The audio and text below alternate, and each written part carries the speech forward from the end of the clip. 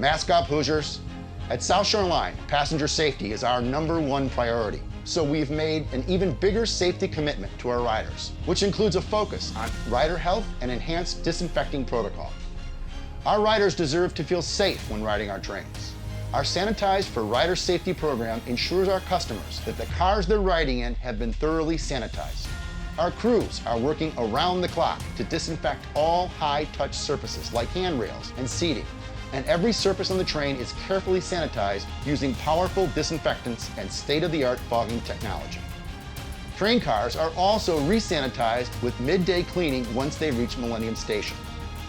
We've also installed hand sanitizers throughout all of the cars and have implemented new protocols like no congregating in train car vestibules and asking all passengers to wear masks. When you ride the South Shore Line, you can be assured that the train is clean. When you're ready to ride again, South Shore Line is here and safer than ever before. For more information on our Sanitized for Rider Safety program, please visit us at mysouthshoreline.com.